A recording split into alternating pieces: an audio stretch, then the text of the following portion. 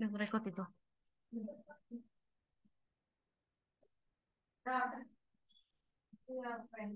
Assalamualaikum warahmatullahi wabarakatuh. Izin memperkenalkan diri, nama saya Adelia Nagita Saputri dengan NPM 2214071035.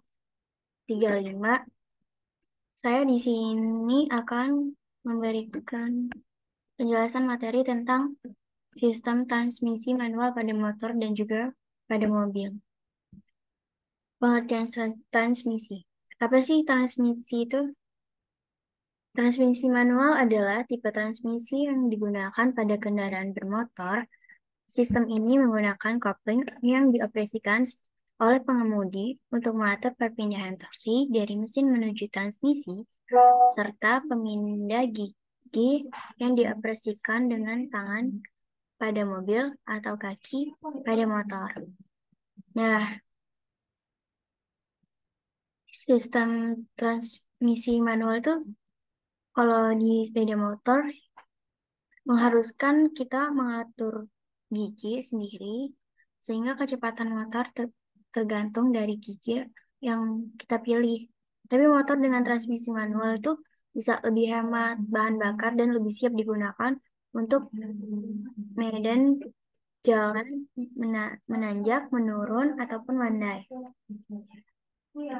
Perawatan sepeda motor yang bertransmisi manual juga lebih mudah, jadi lebih hemat dari segi perawatannya. Tapi ada kekurangannya dari jenis motor yang bertransmisi manual ini.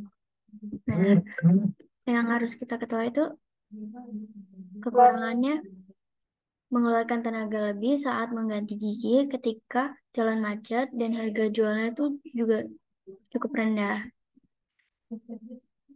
Nah, fungsi dari transmisi manual pada motor. Satu, meneruskan tenaga atau putaran mesin dari kopling ke poros propeller.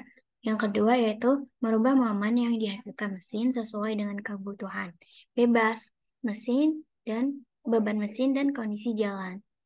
Terus transmisi manual tuh berarti sistem yang tersusun dari gabungan roda gigi untuk dapat memindahkan putaran dari engkol ke roda penggerak. Tujuan dari transmisi manual adalah untuk dapat memindahkan tenaga pada mesin kendaraan sesuai dengan kondisi berkendara. Karakteristik yang dimiliki yaitu dapat menghasilkan tenaga yang lebih besar, melakukan gerakan roda mundur, dan menjalankan roda dengan kecepatan tinggi. Transmisi macam-macam komponen pada transmisi manual. Tujuannya itu tujuan umumnya itu transmisi gigi sama masukan poros. Pada bagian gearbox ada input shaft. Apa sih input shaft itu? Input shaft itu poros input yang batang besi terbentuk dari silinder yang terletak pada poros kopling motor.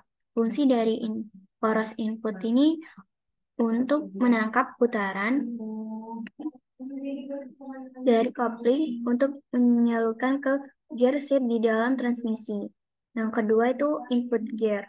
Input gear itu adalah roda gigi yang terletak dan menempel pada poros input. Fungsinya itu sebagai drive gear atau gigi pemutar yang menggerakkan roda gigi counter. Output gear umumnya memiliki bentuk yang lebih kecil dari counter gear agar proses perbandingan gigi bisa lebih besar.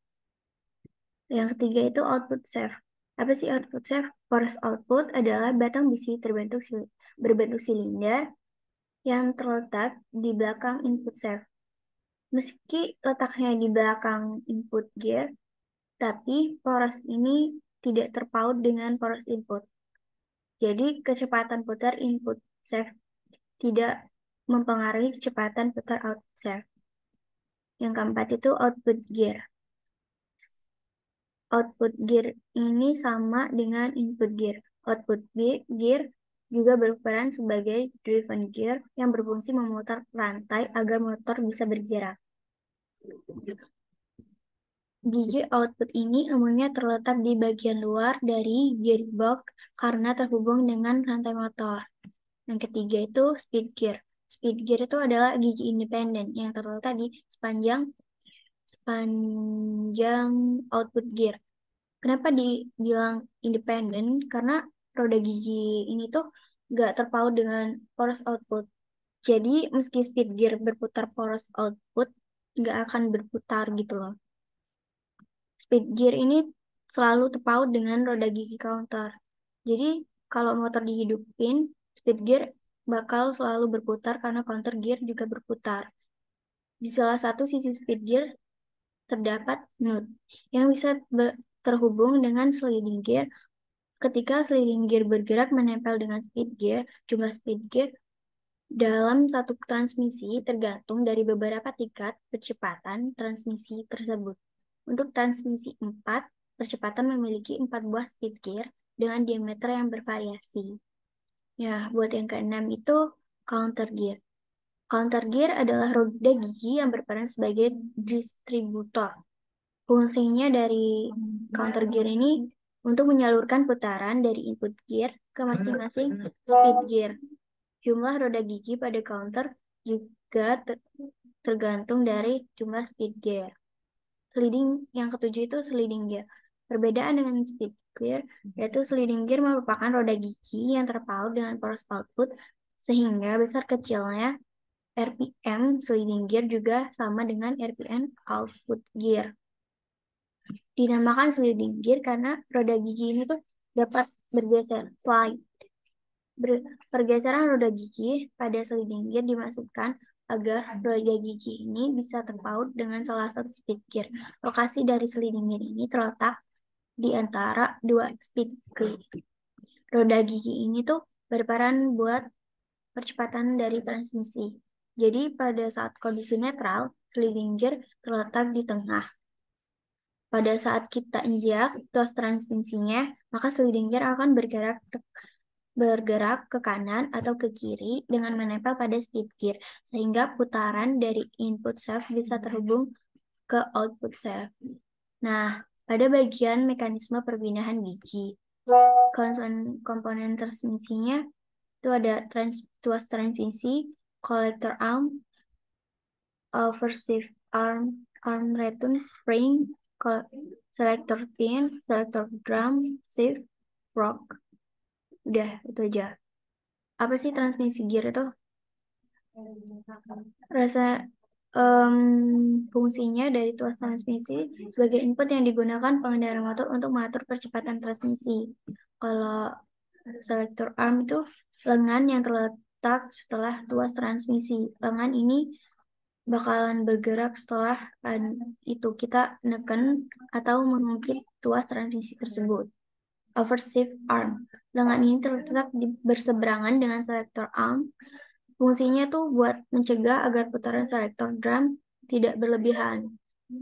Overshift arm itu juga terhubung dengan tuas transmisi, sehingga ketika kita nekan tuas transmisi, jadi dua lengan ini sama-sama bergerak ke atas gitu. Terus arm return spring. Kalau habis neken tuas transmisi, maka tuas akan kembali ke posisi semula kan.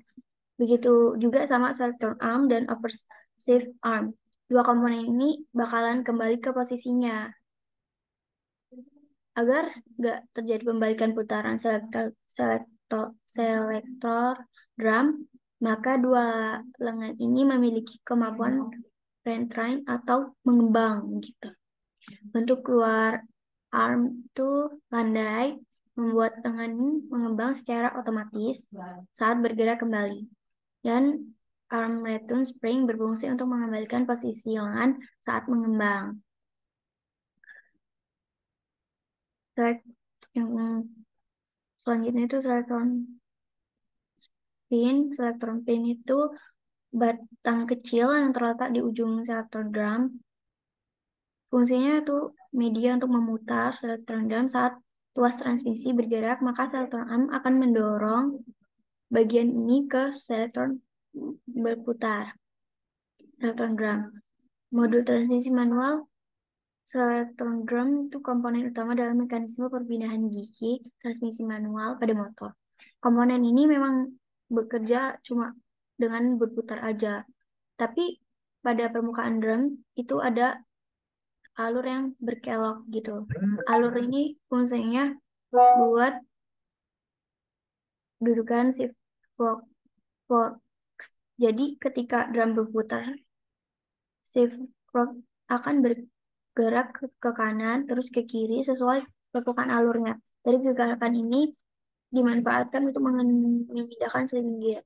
Shift fork komponen terakhir itu yaitu garbu garbu pemindah.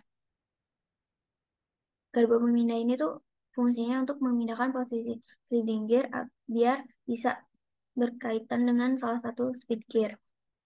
Nah, dalam satu unit transmisi manual ini bakal ada 3 buah shift fork untuk transmisi 5 percepatan dan 2 buah shift fork untuk transmisi 4 percepatan. Nah, selanjutnya itu ada kelemahan dan kelebihan transmisi manual pada motor. Kelemahannya itu perawatan sepeda motor yang bertransmisi manual ini juga lebih mudah.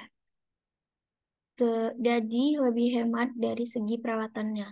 Perawatan sepeda motor yang bertransmisi manual itu lebih mudah. Dengan kayak gitu, uang yang kita keluarin buat merawat motor dengan transmisi manual itu lebih sedikit gitu.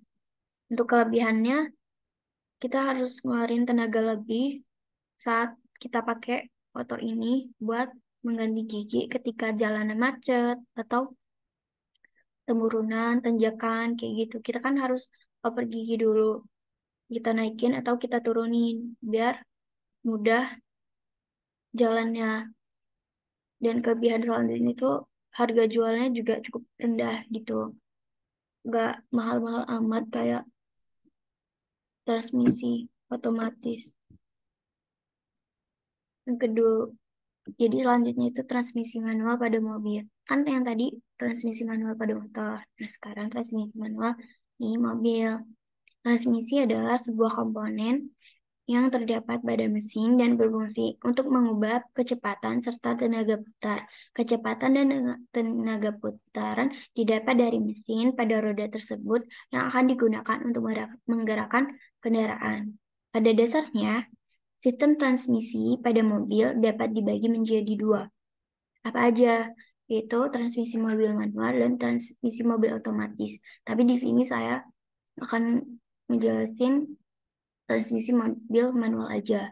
Perbedaan untuk keduanya itu bedanya di cara pemindahan transmisi. Perpindahan gigi kalau di manual itu lebih pakai tenaga lagi. Kalau otomatis kan lebih mudah. Nah, komponen-komponen pada transmisi manual mobil yaitu poros input transmisi. Poros input transmisi itu poros atau roda gigi yang bekerja sama dengan kopling. Fungsinya untuk memutar gigi pada gearbox. Nah, yang kedua itu ada gigi transmisi. Komponen ini berfungsi untuk mengubah input tenaga yang dihasilkan oleh mesin menjadi output gaya torsi. Gigi transmisi itu juga sebagai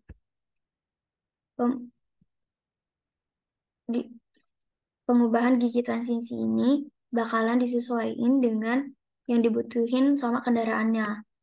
Tergantung jalannya mau dia turun atau nanjak atau dia landai aja. Menyesuaikan. Gigi penyesuaian. Pengendara pengendara tetap bisa mindahin gigi dengan aman dan juga nyaman meskipun mobil yang dipakai tuh dalam keadaan berjalan gitu. Yang keempat itu ada garbu pemindah. Garbu pemindah itu fungsinya untuk memindahkan gigi pada porosnya sehingga gigi akan lebih mudah untuk dipasangkan atau bahkan dipindahkan. Keberadaan komponen ini jelas penting sehingga perlu dipastiin gitu loh. Kondisinya baik apa enggak. Kalau yang kelima, tuas penghubung. Apa sih fungsi dari tuas penghubung? Fungsinya sebagai penghubung antara tuas persneling dengan shift fork atau yang sering disebut dengan garbu pemindah. Keenam ada tuas transmisi atau tuas pemindah persneling. Fungsi dari tuas ini tuh pengemudi biar bisa lakuin pemindahan gigi transmisi sesuai dengan kondisi mengemudi yang mereka inginkan gitu. Komponen ini tuh biasanya terletak berdekatan dengan sang pengemudi. Yang kedua itu ada bak transmisi. Bak transmisi ini biasanya digunain buat dudukan bearing transmisi serta dengan poros-porosnya. Selain itu juga bisa digunain sebagai wadah atau untuk menyimpan oli transmisi pada mobil. Dengan kayak gini, pergerakan atau pergeseran setiap komponen di dalam sistem transmisi mobil tuh bisa tetap lancar aja dan juga halus. Yang kedelapan ada output save. Output save itu apa sih? Output save adalah sebuah poros yang memiliki fungsi untuk mentransfer torsi dari sistem transmisi ke gigi terakhir. Selain itu, komponen output save ini juga bisa digunain jadi dudukan persneling pada itu mobil. Yang kesembilan itu ada bantalan atau bearing. Komponen ini tuh sebenarnya fungsinya untuk mengurangi gesekan yang terjadi antara permukaan komponen yang berputar di dalam sistem transmisi tersebut, gitu. Jadi bantalan ini tuh biar gesekan antara mesin-mesin yang ada di dalamnya itu dikurangin sama bantalan ini. Counter gear itu yang 10 digunakan untuk menghasilkan torsi dari gigi input ke gigi kecepatan. Nah, ke-11 ada reversi gear. Komponen ini tuh gunanya untuk mengubah arah putaran output shaft. Biasanya buat mobil kita bisa berjalan mundur atau ketika auto family menggerakkan tuas persneling ke arah reversi gear. Nah, ke-12 hubungan hub self. Hub self ini fungsinya sebagai pengunci penyesuaian gigi percepatan. Dengan adanya komponen ini, kita tuh dapat membuat output shaft jadi bisa berputar dan juga berhenti. Speedometer gear yang ke-13. Speedometer gear itu buat kecepatan dari mobil yang kita kendarain dapat terukur gitu. Jadi kita apa namanya dalam kecepatan keberapa gitu, ngebut apa enggak, gede apa kecil. Yang ke-14 itu ada wadah transmisi. Wadah transmisi itu perannya di antara tempat untuk menyimpan oil transmisi, terus melindungi semua komponennya juga, sama sebagai tempat bagi bearing, transmisi, serta poros input dan juga outputnya. Nah, ke-11 ada oil seal transmisi. Oil seal transmisi itu apa sih? Ini tuh bagian penyegel yang tugasnya buat mencegah oli transmisi bocor. Oli seal itu umumnya dipasang di poros transmisi seperti poros input, shaft, dan juga poros output shaft. Tujuan dari pemasangan oil seal ini biar oli yang ada di dalam transmisi itu tetap bertahan di dalam wadah transmisi dan tidak merembes keluar dari celah-celah poros tersebut gitu. Nah, kalau yang ke-16 itu kan ada control rod. Control rod itu perannya penting banget dalam menghubungin tuas persneling sama rod end, serta tugasnya itu juga buat gerakin dari roll end itu juga gitu. Nah, yang ke-17 ada shift rod end. Shift rod end itu letaknya di shift work shaft dan itu fungsinya buat menghubungkan control rod dengan shift work shaft. Selain itu juga shift rod end ini bertugas juga untuk menggerakkan shift work shaft saat itu proses pemasangan gigi transmisi. Nah, yang ke-18 itu called hub self. Called hub self itu berhubungannya langsung dengan hub self gitu.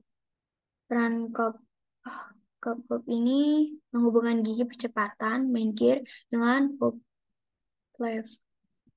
Sehingga tenaga putar itu dari gigi percepatan dapat langsung ditransmisiin ke main shaft atau poros outputnya. Nah, ada juga di ya hook wave itu berhubungan dengan main shaft melalui alur khususnya. Ketika hook wave ini terhubung dapat mentransmisikan putaran dari gigi percepatan ke main shaft atau poros outputnya. Fungsi utamanya itu buat pengunci penyesuaian gigi percepatan. Dengan kehadiran komponen ini itu output shaft dapat diatur dengan untuk berputar ataupun berhenti sesuai dengan yang kita butuhin gitu. Nah, yang ke-20 ada pivot key, pin pengunci. Nah, pin pengunci itu dipasang di hook flap ini. Terus perannya dalam mentransmisikan gaya tekanan dari hook flap itu ke cirrhosis ring. Fungsi utamanya tuh certificate untuk menciptakan pengereman pada bagian gigi percepatan yang memiliki permukaan yang rata gitu, tirus. Nah, yang ke-21 ada spring key. Spring key itu dipasang di hook flap yang fungsinya untuk mendorong shifting key biar tetap bergerak ke arah ke hook. Hal ini mungkin memungkinkan buat shift key buat untuk terus mengunci sinkron ring dengan stabil. Nah, yang terakhir itu ada interlock system. Interlock system itu terdiri dari detent belt and spring yang terletak pada poros pemindahan. Nah, di poros pemindahan itu terdapat alur-alur di mana detent belt, detent belt ini ditekan sama spring ketika transmisi di posisi dengan gigi tertentu. Mekanisme dari poros pemindah ini tuh berfungsi untuk mencegah gigi dan fork bergeser kembali ke posisi yang netral. Terus sistem ini juga digunakan untuk memastikan pengemudi bahwa roda gigi telah masuk sepenuhnya.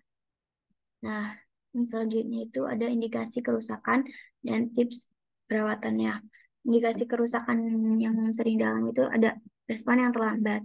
Kayak udah tahu apa namanya ada yang janggal gitu, tapi tetap aja diabaiin. Nah, ketika udah parah baru tuh, oh sadar kalau misal itu tuh rusak gitu. Responnya lambat banget. Itu bisa jadi indikasi kerusakan yang bakal lebih parah lagi. Nah, yang kedua itu terjadi kebocoran pada cairan transmisi. Kan bisa aja tuh karena apa namanya gesekan-gesekan terus itu bisa jadi bocor dari cairan transmisi itu juga. Nah, yang ketiga itu tercium bau hangus terbakar. Bisa juga kan banyak banget kendaraan-kendaraan bermobil yang lewat biasanya bau banget hangus gitu, nggak enak banget. Nah, itu juga termasuk dari indikasi kerusakan yang ada di mobil itu. Nah, pada saat pemindahan gigi itu juga dapat apa namanya slip gitu loh. Saat berkendara, pemindahan gigi itu kan kadang berat ya gitu. Kadang nggak bisa langsung cepat gitu kan, tek-tek. Jadi itu juga bisa jadi indikasi kerusakan dari transmisi mobil manual. Nah, apa sih tips dari perawatan transmisi mobil manual ini? Tipsnya itu yaitu menghindari kerusakan sistem transmisi mobil manual. Kita harus mengganti oli sistem transmisi manual secara berkala. Jadi kita tuh nggak boleh lupa kalau apa namanya kapan terakhir kita ganti oli sistem dari transmisi itu. Dan kita harus selalu apa namanya ganti secara terus-menerus. Jangan sampai oli itu tuh habis gitu. Kalau enggak, emang udah nggak layak gitu. Nah, yang kedua ada penggantian plat kopling secara berkala. Jadi, plat kopling ini juga harus diganti secara berkala. biar lebih enak gitu bawa mobilnya. Nah, yang ketiga itu cara mengemudi yang sesuai dengan anjuran dan aturan. Kalau kita bawa mobil nggak sesuai anjuran dan juga aturan gitu kan, seenaknya sendiri, nggak tahu harus kayak mana, kayak gini atau nggak kayak gitu gitu, sok tahu aja, itu tuh juga bakalan jadi rusak kan nanti mobilnya. Jadi kita kalau berkendara itu harus sesuai dengan aturan yang ada. Nah, yang keempat, ikuti ikuti juga terus buku anjurannya untuk perawatan serta penggunaan mobil dengan transmisi manual. Jadi kita tuh juga harus apa namanya ikutin anjuran dari buku manual itu juga biar kita ngerawat mobil kita tuh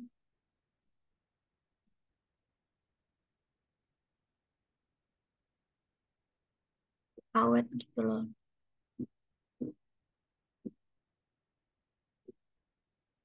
Nah, untuk selanjutnya itu cara kerjanya. Gimana sih cara kerja dari transmisi mobil manual? Cara kerja dari mobil transmisi manual itu mobil yang menggunakan transmisi manual menganut prinsip momen yang sederhana, di mana transmisi manual sendiri bekerja berdasarkan rasio roda gigi. Dengan melakukan pengubahan pada rasio roda gigi pada sistem transmisi yang akan membuat mobil mengalami perbedaan output kecepatan. Karena pada dasarnya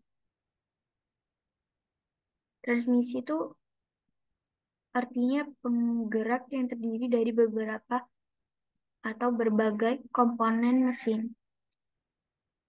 Jadi kita tuh harus paham gitu loh dengan baik cara mengatur pemindahan gigi. Kalau kita nggak paham cara ngatur pemindahan gigi, kita asal pakai aja, itu juga bakalan buat ini itu apa namanya mobil itu cepet rusak gitu loh. Kita juga bisa celaka kalau misal kita sok tahu-tahu aja gitu. Padahal sebenarnya nggak tahu harus gimana cara mindahin gigi yang bener itu. Dalam permindahan gigi itu tuh kita harus paham bener dulu baru bisa ngendarain mobil. Iya,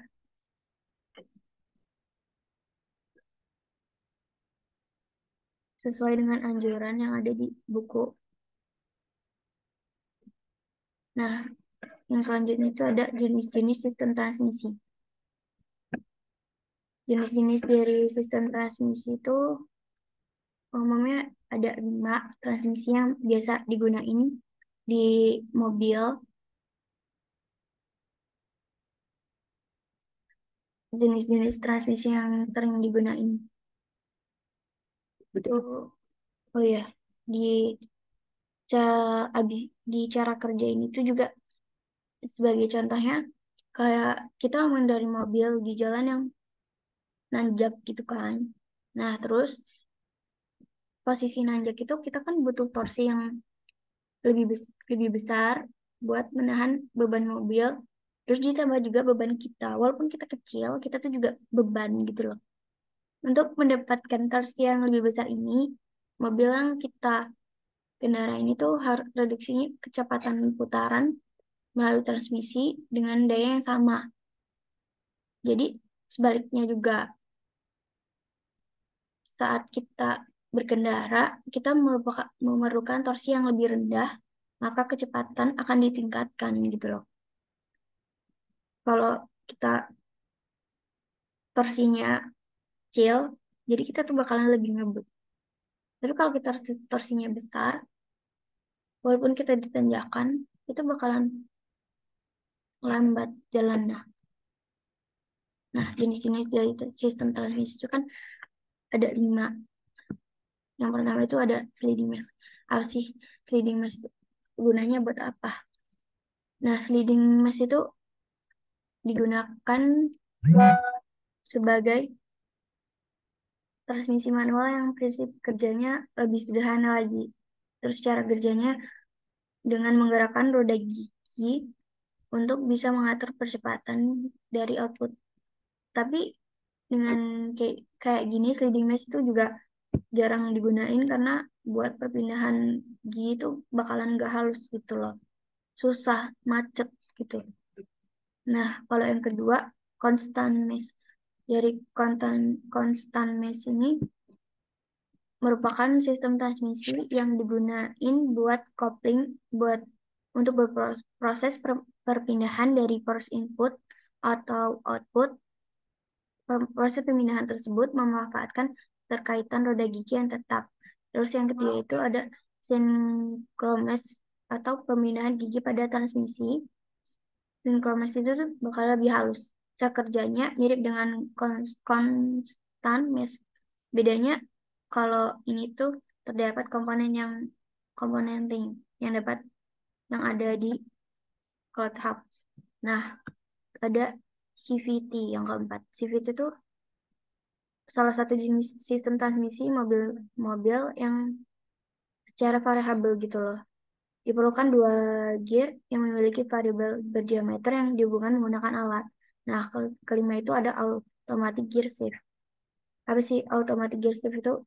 Konsep dari transmisi automatic gear shift itu adalah integrasi aktuator hidrolik yang operasional melalui electronic control unit (ECU) dan transmission control module (CCM). Kedua komponen itu juga bisa mengontrol kinerja kopling dan memindahkan gigi sesuai dengan putaran mesinnya. Nah,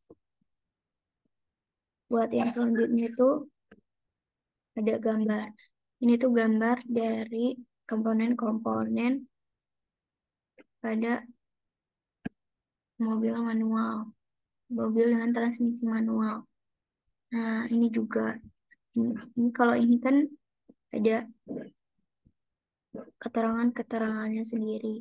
Nah, kalau yang ini dia gak ada keterangannya. Ini lebih lengkap. Sementara yang ini gak lengkap. Nah, untuk yang selanjutnya itu cara mengoperasikan persneling mobil manual yang benar. Cara mengoperasikan persneling itu yang pertama tekan pedal kopling sampai mentok.